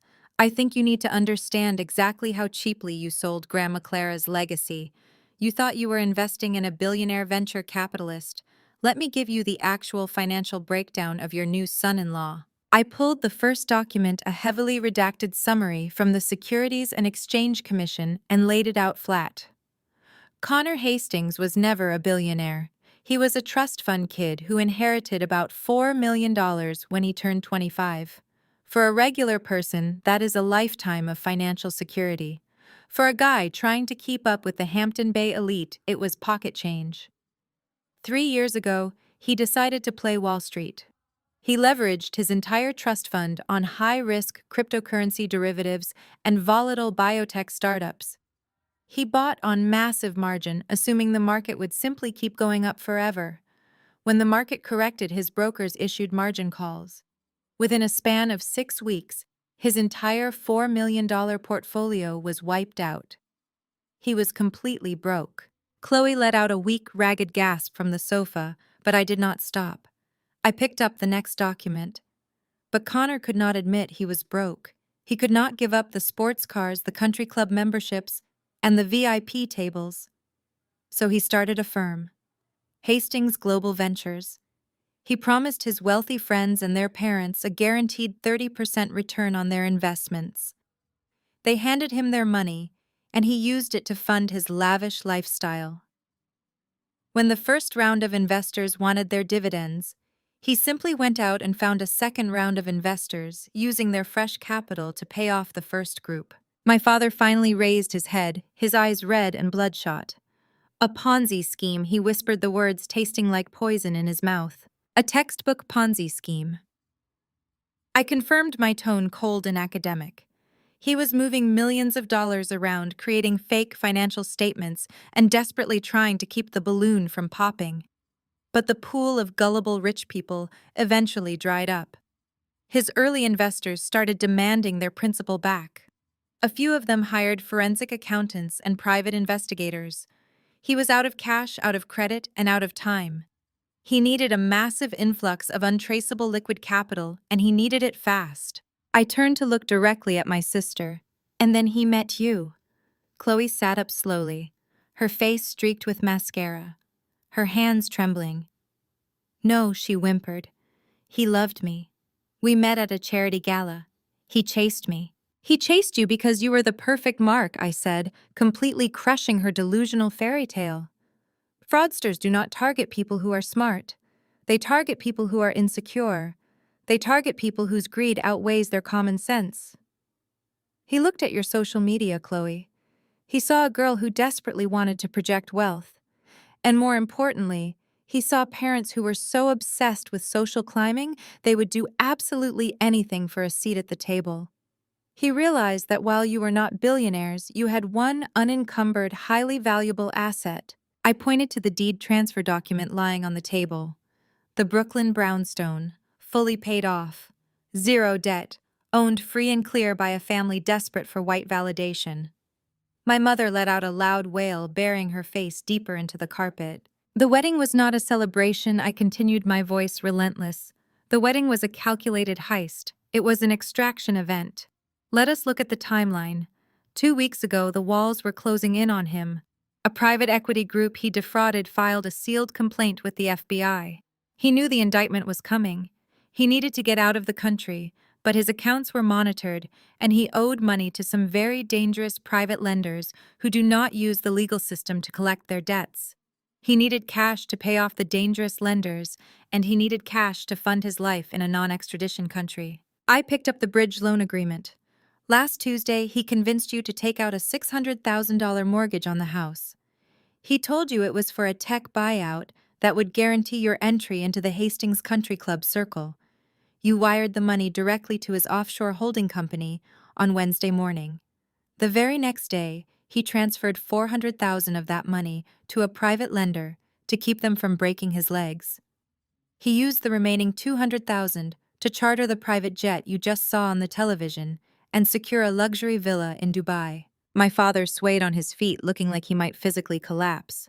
600,000, he muttered blankly. He took it all. He did not just take the cash, I reminded him, picking up the title transfer. He convinced you to sign the actual deed over to him as collateral. Why? Because the second he had the deed, he used it to secure a second emergency bridge loan from a different private lender. He double-dipped. He squeezed every single drop of equity out of Grandma Clara's house. He turned 60 years of her blood, sweat, and tears into a literal exit strategy. I walked over to Chloe, looking down at her pathetic, trembling form. "And the wedding," I said, shaking my head in disgust. "The wedding was the final cherry on top. Your engagement ring is cubic zirconia. The entire $250,000 cost of the reception was put on his black card, knowing full well it would decline the next morning. He had absolutely no intention of paying the venue, the caterers, or the florist. He just needed the event to happen so he could collect the wedding envelopes. He needed the untraceable cash gifts from the guests to use as walking around money once he landed overseas. He promised me a honeymoon in the Maldives," Chloe cried, her voice cracking. "He booked the tickets. I saw the confirmation." I let out a short, harsh laugh. I pulled the flight manifest I had acquired through my firm's security contacts and dropped it in her lap. "Read it, Chloe. Look at the passenger list for that private jet." Chloe picked up the paper with shaking hands. Her eyes scanned the document, and a fresh wave of tears spilled down her cheeks. She dropped the paper onto the floor as if it had burned her. "One passenger," I said, ensuring my parents heard the absolute reality of the situation. "Connor Hastings. There was no honeymoon. There was no future. He was going to leave you stranded in that hotel room to deal with the police and the unpaid bills while he flew to the Middle East. You were not his wife. You were his financial vehicle." The room fell silent again, save for the sound of my mother's quiet, defeated sobbing. I had laid it all out, the entire anatomy of their destruction. There were no more excuses. There were no more illusions of grandeur. They had willingly walked into a slaughterhouse because they thought the butcher was wearing a designer suit. I gathered the papers from the coffee table, tapping them neatly into a stack, and slid them back into the manila folder. I looked at my father, who was staring blankly at the wall, completely destroyed by his own vanity. "You called me a monster," I said softly, breaking the silence. "You said I was cruel for holding the deed. But the truth is, I am the only reason that house did not end up in the hands of a criminal syndicate. I bought the debt. I control the asset. You lost everything because you wanted to belong to a world that despises you. And the worst part is you handed them the knife and thanked them for stabbing you." Richard Hastings grabbed his wife's hand, preparing to drag her out of my apartment and run away from the brutal reality. But before his expensive shoes could even reach the threshold, I stepped forward. With one swift motion, I slammed the heavy oak door shut. The electronic deadbolt clicked loudly, locking the entire fake aristocratic family inside my living room. "Where exactly are you going, Richard?" I asked, my voice calm but sharp as a knife. "Do you really think you can play the innocent victim act, shocked by your son's crimes, and just casually walk out of here?" "Get out of my way!" Richard roared, trying to hold on to his pathetic remaining authority. His face was bright red, the veins bulging against his forehead. "You called the police on my son. You ruined my family. Now open this door before I have my lawyer sue you for false imprisonment." I did not move an inch. Instead, I crossed my arms and looked directly into his terrified, trembling eyes. "Call them," I challenged. "Take out your phone and call them right now, Richard. Let the police come here and we can all show them the Hastings family bankruptcy files from 2 years ago." The entire room suddenly plunged into a dead silence. My parents, who were still kneeling on the floor, snapped their heads up. Eleanor Hastings stumbled backward, clutching her chest, as if she had just been stabbed. The arrogant, superior mask she always wore finally shattered, revealing pure, absolute panic underneath. "What on earth are you talking about?" my father whispered, looking in confusion from me to the Hastings. "They are wealthy Hampton socialites. They have massive trust funds. They have absolutely nothing," I declared, my voice echoing through the large apartment. I turned to look at my parents, who had blindly sacrificed everything just for a taste of status. Did you actually think a traditional billionaire white family would just happily marry into a middle-class black family? Did you think they suddenly felt charitable and wanted to elevate us? No. They targeted this family because they were completely out of money. "Do not listen to her," Eleanor hissed, her voice cracking. She tried to stand up straight, but her trembling legs betrayed her. "She is making this up. We are the Hastings. We have a legacy. Your legacy was foreclosed on by the bank in 2022. Eleanor, I interrupted, refusing to give this lying woman another second to perform. "I checked your tax records. The Hampton mansion you are living in has been mortgaged 3 times and is currently in the final stages of foreclosure. Richard's prestigious country club membership was suspended 6 months ago for unpaid dues. You two do not even have enough money to pay your gardener." I walked over to the glass table, picked up another folder I had prepared, and threw it directly at Richard's chest. The papers scattered across the floor, exposing the staggering depths of their massive debt. "You knew exactly what Connor was doing," I said, spitting the words at them with pure disgust. "You knew your son was a fraud. You knew he had no venture capital firm. But you did not stop him. Instead, you became his accomplices. You put on your last remaining designer clothes, played your part in his little play, and acted like aristocratic parents to bait the hook."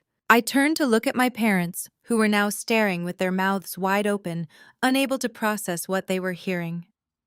"Connor targeted our family because he saw Mom and Dad's weakness. He saw a father desperate for validation. He saw a mother willing to trample on her own dignity just to get Eleanor Hastings to smile at her. And so the Hastings family teamed up, using their fake high society status to drain every last penny out of Grandma's house." "That is not true," Richard muttered, but his voice was so weak it was barely audible. "We just thought Connor was having a temporary cash flow problem. We did not know he took your deed."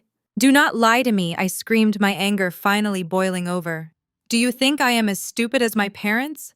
That $600,000 my parents borrowed against the house and wired to Connor? Do you know what Connor did with it? He did not just use it to pay off his loan sharks. He took $100,000 and wired it directly into your personal checking account, Richard. He used my grandmother's blood and sweat to pay off your credit cards, helping you maintain your fake life in a mansion you are about to lose." Hearing this, my father completely snapped. He let out an agonized roar and lunged at Richard. "You scammed me," my father screamed, grabbing the wealthy white man by the collar of his expensive shirt. "You sucked my family dry. You stole my mother's house." Richard shoved my father away in a panic, and both men crashed hard onto the floor. The room erupted into absolute chaos. Eleanor screamed for help. Chloe sat curled up on the sofa, crying silently as she watched the pathetic collapse of both families. I stood there watching them tear each other apart with cold, calculating detachment. I felt absolutely no pity. "You always look down on me," I said, my voice cutting through the chaotic noise, forcing all of them to freeze and look up at me. Both my family and the Hastings. "You treated me like garbage, like a bitter daughter who did not deserve a seat at the table. You humiliated me at the wedding and threw me out like trash. But look at how it ended. Where did your incredible arrogance lead you?" I leaned down, looking directly into Eleanor Hastings's tear-filled eyes. "You were always so proud of your bloodline and your social class. Well, you better prepare yourself. Because when the police interrogate Connor, he is definitely going to confess that he wired stolen money to you. You and your husband are not just losing your house. You are going to be indicted as accomplices to wire fraud and money laundering. Good luck finding a defense attorney when you do not have a single dime to your name." I stepped back and pressed a button on my smart home control panel. The front door of the penthouse swung wide open. Two massive building security guards appeared in the doorway. "Escort all of these people out of my building," I ordered the guards coldly. "If any of them try to come back inside, call the police immediately." Nobody said another word. Richard scrambled to his feet, pulling a sobbing Eleanor along with him, and they walked out the door looking like absolute beggars. My parents and Chloe followed right behind them, heads hung low, carrying nothing but their total humiliation and a completely hopeless future. I slammed the door shut one last time, locking all the toxic garbage on the outside, and smiled as I finally enjoyed my perfect, flawless victory. When the heavy door of the penthouse slammed shut behind the Hastings family, the atmosphere in the living room abruptly changed. The silence that filled the space was not a peaceful one. It was the suffocating silence of a brutal reality crashing down. The same people who had just been loudly cursing me out and treating me like garbage were now frozen like wax figures melting under the heat of the truth. My father Marcus let his arms drop limply to his sides. His shoulders slumped, and every ounce of his fake patriarchal authority completely vanished. My sister Chloe was still sitting on the floor, leaning against the leather sofa. Her eyes were blank, staring into nothingness, while fresh tears ruined her expensive makeup. She finally understood that her fake diamond ring, her lavish wedding, and her billionaire white husband were nothing but a perfectly executed trap designed to drain this family dry. And then the true horror began as their greed and selfishness found a brand new escape route. That route was me. In a fraction of a second, my parents completely changed their attitude in the most disgusting way possible. The mother who just minutes ago had called me a stain on the family and a cold-blooded monster suddenly transformed. Brenda lunged toward me, her legs stumbling, and dropped to her knees right at my feet. She wrapped her arms tightly around my legs. Her pathetic whimpering turned into loud, dramatic sobs. "Oh, Nia, my sweet, beautiful daughter. I knew you would never abandon this family," she wailed, throwing her tear-stained face back to look up at me. "You are so smart, Nia. You stayed one step ahead to protect all of us. It is a blessing from our ancestors that you used your money to buy back Grandma Clara's house. If it were not for you, your father and your sister would be out on the street. Connor is a lying demon who tricked us, but thank God we still have you." My father stepped forward. He was no longer the aggressive man demanding that I hand over the documents. He bowed his head, and his voice trembled as he tried to force a warm, loving tone that I had never heard in my entire 34 years of life. "She is right, Nia," he said softly. "I was wrong to ignore your warnings last night. You are the greatest pride of this family. You work on Wall Street and you understand law and finance better than any of us. Now that this nightmare is over and that scammer is going to jail, you can just hand the deed and the paperwork over to your mother. We will gather whatever belongings we have left and move back into the ancestral home in Brooklyn. We will live together, save our money, and start completely over. Family always needs to stick together in hard times like this." Chloe scrambled up from the floor, looking at me with eyes full of fake hope, as if the brutal slap she gave me in the bridal suite had never even happened. "Yes, Nia. I am so sorry I was so blind," she pleaded. You were completely right to keep the house. Now please help me. Just pay the rest of this hotel bill for me and we can all go back to Grandma's house. You are the only rock this family has left. I stood perfectly still, looking down at the three people groveling at my feet. The speed of their emotional U-turn was absolutely terrifying. When they thought that white man was a billionaire, they were ready to throw me out of a wedding like a bag of trash. They were ready to steal my college fund and mortgage their own ancestral legacy, just to kiss up to outsiders. But the exact second he fell from grace, and they realized I was the one holding the absolute power of life and death over their assets, they immediately dropped to their knees, offering up fake family love to beg for financial protection. In their eyes, I was never a real daughter or a real sister. I was just an ATM. I was a tool to be used when they were in trouble and kicked to the curb when they had money. I saw right through the selfish calculations hiding behind my mother's tears. I felt the absolute cowardice in my father's words and the incurable vanity in my sister's voice. My heart went completely cold. There was no hesitation, no tears, and absolutely no mercy left in the eyes of a Wall Street risk manager. I slowly reached down and pried my mother's fingers off my legs one by one. My movements were so precise and so cold that Brenda froze in shock, the begging completely dying in her throat. I stood up straight, adjusted the lapels of my tailored blazer, and looked directly at the three faces that were overflowing with hope, trying to bleed me dry one last time. I said I bought the deed. I stated, my voice as cold as winter ice. I never said I bought it back for this family. I walked over to the dark mahogany desk where everything started. The atmosphere in the living room was terrifyingly quiet. There was only the sound of my mother's choked breathing and Chloe's weak sobbing. My father stood there with empty eyes, waiting for a miracle that he knew was never going to come. Miracles do not exist in the financial world. There are only numbers, contracts, and irreversible consequences.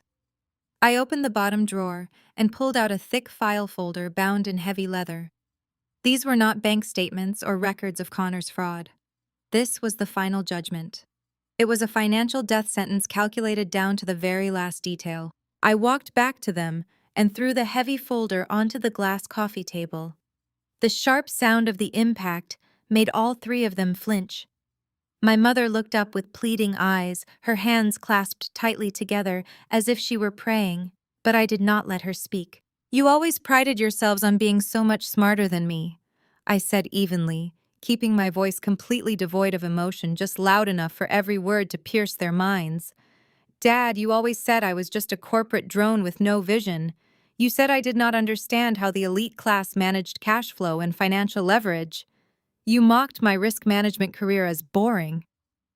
Well, today, right here in my living room, I am going to give you a free lesson on collateral risk and the absolute ruthlessness of toxic debt." I flipped open the first page of the file, pointing to the bold legal text. "When you so eagerly signed the deed over to Connor at the notary office, you did not just lend him a house to make his portfolio look good. You personally turned our ancestral home, the physical manifestation of Grandma Clara's blood and sweat, into high-risk commercial collateral. And when your precious son-in-law used that exact deed to secure a massive bridge loan from private lenders to cover his tracks, that mortgage instantly became a ticking time bomb. Private lenders are not stupid. They do not like messing with federal investigations. As soon as they caught wind that the FBI was circling Connor, they knew this loan was about to vaporize. They wanted to liquidate that toxic debt as fast as possible to recover their capital before the courts froze all of his assets." My father swallowed hard. Cold sweat was dripping down his wrinkled forehead. He took a half step forward, his shaking hands pointing at the documents. "But we can negotiate," he stammered, his voice hoarse with absolute terror. "We can talk to them or tell the bank that we were scammed. We are victims of a massive fraud. The law will protect us." I let out a loud, mocking laugh that echoed through the massive space of the penthouse. "Banks and credit funds do not care about the tears of victims, Dad. They do not care if you were scammed because of your own greed and stupidity. They only care about one thing, and that is who holds the promissory note. And that is the absolute crux of this entire tragedy. Did you really think a Wall Street risk manager like me was just going to sit back, drink my coffee, and watch the most valuable asset in our bloodline be carved up by loan sharks? The private equity fund I direct specializes in hunting down and acquiring distressed debt exactly like this. The second I uncovered his dirty transactions last night, I triggered a chain of financial directives. Early this morning, with just a few calls to power brokers and a lightning-fast untraceable wire transfer, my fund bought Connor's entire debt portfolio from the private lenders for pennies on the dollar. My mother blinked rapidly, her face contorting as she desperately tried to process financial terms she completely did not understand. "What do you mean, Nia?" she asked, shaking uncontrollably, her voice so thin it was about to break. "You said you bought the debt. Does that mean you used your money to pay off the loan for us? Grandma's house is safe, right?" "Oh, thank God, I knew you would save this family." I leaned forward, planting both hands firmly on the glass table, bringing my face dangerously close to my mother's. My eyes were sharp as razors, piercing through every last, desperate, delusional hope she had left. I mean, I did not pay off a single thing for anyone. My investment fund purchased the rights of the creditor. To put it in the simplest terms possible so your brains can actually process it, Connor used to owe money to the loan sharks. But as of 6 o'clock this morning, he owes money to me. And since the only collateral for that massive debt is your Brooklyn house, I am now your legal sole and absolute creditor. All three of them stopped breathing. My father's chest he heaved violently, but no sound came out. Chloe's jaw dropped, her face completely drained of color, clutching her chest as if she were having a heart attack. But the most beautiful part of this bridge loan contract, I continued smoothly, forming the most ruthless smile they had ever seen, is the immediate repayment clause triggered by federal indictment. Connor was handcuffed by the FBI on the tarmac. That constitutes a catastrophic breach of contract. The $2 million mortgage matured the exact second he was arrested. So let me ask you, do you have $2 million in cash sitting in the bank to pay me right now? My father stumbled backward, his legs giving out so badly he almost crashed onto the floor. "No," he whispered, his voice fading into nothingness. "No, that is impossible. You cannot do this. You cannot steal my house." I stood up straight and casually pulled the final piece of paper from the file. The document carried the bright red seal and the wet signature of a state Supreme Court judge. "Since you cannot pay the defaulted loan, I filed a petition for foreclosure, and that foreclosure order was reviewed, signed, and stamped by a judge at exactly 9 o'clock this morning. The seizure is effective immediately. The Brooklyn house, every single brick, every square inch of dirt, has been officially stripped from your hands and completely transferred into the ownership of my firm." My mother let out a horrifying shriek, a piercing sound like an animal backed into a corner. She clutched her chest and collapsed onto the floor, clawing at my expensive rug. "My mother's house," she wailed, tears streaming down her face and ruining her makeup. "That is where I was born. That is where all of our family memories are. It is everything we have left in this world. You are a cold-blooded monster, Nia. You just destroyed your own parents." "This cold-blooded monster was created by your own stupidity and greed," I replied coldly, my tone completely unwavering. "You have officially lost every single right to that property. You no longer have the right to step foot inside that house. You no longer have the right to demand anything from that estate. From this exact second forward, if any of you try to pack your bags and go anywhere near that Brooklyn property, I already have armed security stationed there. And the police will throw you in a holding cell for criminal trespassing." Chloe lunged forward, grabbing the leg of the glass table and looking up at me with the most pathetic expression I had ever seen. "Nia, please, I am begging you," she sobbed, her entire body shaking. "The hotel just threw my luggage out into the lobby. My credit cards are locked. I have nowhere to go. All my friends in the Hamptons blocked my number. I do not even have money to buy a sandwich for dinner tonight. You cannot throw us out on the street to live like homeless people. We are your blood." I looked down at my little sister, the golden child who had been pampered since the day she was born. The girl who slapped my face and told me to get out of her sight so I would not ruin her wedding. Life is really harsh, Chloe. I said, my tone as casual as if we were discussing the weather. Starting tomorrow, you are going to have to learn how to apply for a job. You will learn how to scrape together loose change to pay the cheapest bills.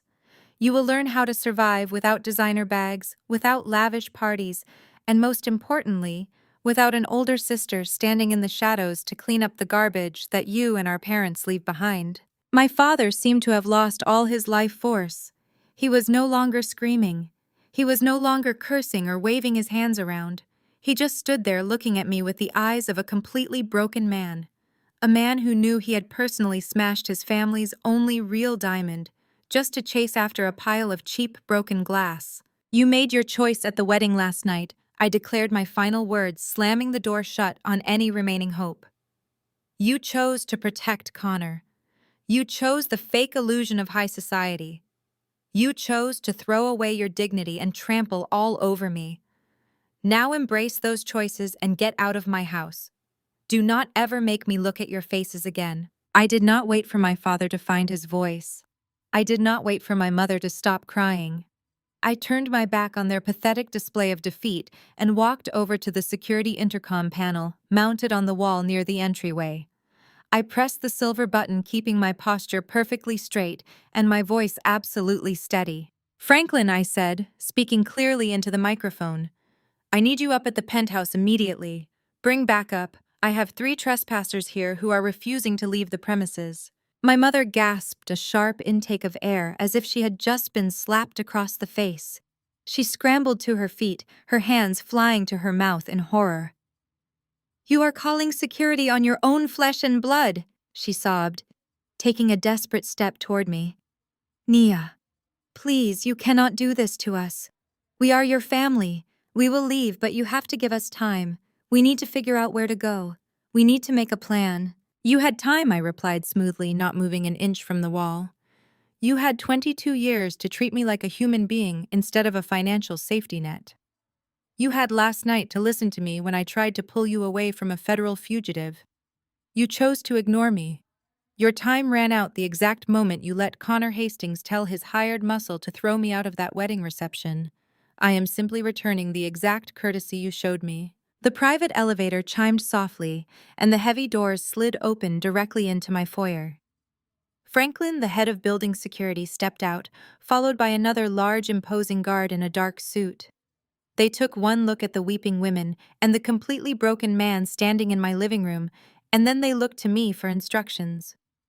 Escort them down to the lobby, I ordered coldly, and ensure they walk out the front doors. If they cause a scene, feel free to call the local precinct. Just as Franklin stepped forward to guide my father by the arm, the intercom buzzed again. I pressed the button to answer, putting it on speaker so the sound would echo through the quiet room. Ms. Nia, I apologize for the interruption, the front desk concierge said, his voice hesitant. But we have a situation in the visitor parking area. The police are currently in the driveway alongside a commercial repossession company. They are looking for a Chloe Hastings. They have a signed court order to tow a white Mercedes SUV. The vehicle is flagged for severe loan default and fraud. Chloe let out a blood-curdling scream. It was a sound of pure, unadulterated agony. No, she shrieked, spinning around to face the intercom as if she could fight the voice coming through the speaker. That is my car! Connor bought me that car as an engagement present. It is paid for. They cannot take it from me. I looked at her, tilting my head slightly, marveling at how someone could be so consistently stupid. Connor did not buy you anything, Chloe, I said quietly. He leased that car under your name using your social security number and your credit profile, and he never made a single payment on it. The bank is just taking back what belongs to them, just like I am. My father looked like he was going to physically pass out. The reality of their situation had finally reached its absolute bottom. They had no house, they had no savings, their credit was completely destroyed, and now they did not even have a car to drive away in. They were going to have to walk out of my luxury high-rise and figure out how to navigate the busy city streets with absolutely nothing to their names. They could not even afford a subway ticket. Franklin gently but firmly grasped my father's arm. Sir, he said, his voice leaving no room for negotiation, it is time to go. My father did not resist. He let himself be led toward the elevator, his head bowed heavily, his shoulders completely slouched. He looked 20 years older than he had when he first marched into my apartment, demanding obedience. He had traded his dignity for an illusion, and now he had to live with the terrifying reality of his choices. My mother followed him, crying hysterically, clinging to the sleeve of his jacket like a frightened child. Chloe was the last one to move. She stopped right at the threshold of the elevator, turning back to look at me one final time. Her eyes were wide, filled with a mixture of absolute terror and pathetic desperation. "What am I supposed to do, Nia?" she whispered, her voice trembling so badly I could barely understand her. "How am I supposed to survive?" I stood in the center of my beautiful, quiet living room, looking at the sister who had made my life a living hell for as long as I could remember. "You do exactly what I did," I said. "You figure it out yourself." The elevator doors slid shut, cutting off her sobbing and sealing them away from my life forever. The silence that settled over the penthouse was profound. It was not the heavy, suffocating silence of tension or unspoken arguments. It was the light, breathable silence of complete and total freedom. I walked over to the massive floor-to-ceiling windows and looked out over the Manhattan skyline. The afternoon sun was casting a warm golden glow over the city streets. I looked straight down and watched as a gleaming white Mercedes SUV was hoisted onto the back of a flatbed tow truck. I watched three small figures standing on the sidewalk, completely lost, watching their very last piece of fake luxury be carried away down the avenue. For my entire life, I had been bound by the invisible choking chains of toxic loyalty. I had been taught that family was an unbreakable bond, even when that family was actively destroying my mental health, stealing my future, and publicly humiliating me just to elevate themselves. I had believed the lie that if I just worked hard enough, if I just became successful enough, they would finally see my worth. I thought my achievements could somehow buy the love they so freely gave to my sister. But standing here today watching them walk away empty-handed, I realized the absolute truth. Their lack of love was never a reflection of my worth. It was a reflection of their own emptiness. They were hollow people obsessed with appearances, addicted to the illusion of status, and completely devoid of genuine substance. They did not want a daughter. They wanted a safety net they could comfortably trample on. I had spent years building my career, climbing the corporate ladder, and amassing wealth subconsciously, hoping it would be the key to earning their respect. Instead, it became the exact weapon I needed to sever the ties forever. I did not destroy my family today. I simply stopped preventing them from destroying themselves. I stepped out of the way and let gravity do its job. The greatest revenge isn't screaming. It's watching the people who threw you into the mud slowly suffocate in the greed they created themselves. I turned away from the window and walked back to my desk. I picked up the heavy leather folder containing the deed to my grandmother's house. I was not going to sell it. I was going to renovate it. I was going to strip away the ugly, pretentious wallpaper my mother had put up to try and make it look like a Hampton cottage and restore it to the beautiful, strong foundation my grandmother had built with her calloused hands. I was going to turn it into a transitional shelter for young women aging out of the foster care system. I was going to take the house that my parents tried to use as a bribe for white validation and turn it into a beacon of actual, meaningful hope for women who truly needed a safe place to land. I had lost a family today, but I had finally found myself. I was no longer the scapegoat. I was no longer the bitter older sister standing in the shadows. I was the absolute architect of my own life, and my foundation was completely, undeniably solid. Have you ever found yourself trapped in a relentless cycle of toxic family loyalty? Have you ever had to walk away from the people who were supposed to love you unconditionally because they only wanted to use you for what you could provide? I would love to hear your stories of setting firm boundaries and reclaiming your peace in the comments below. If my journey resonated with you, please hit the like button and subscribe for more stories about surviving betrayal and building a beautiful life on your own terms. Remember, you do not owe your success to the people who tried to ensure your failure. Protect your peace, know your worth, and never be afraid to let the trash take itself out.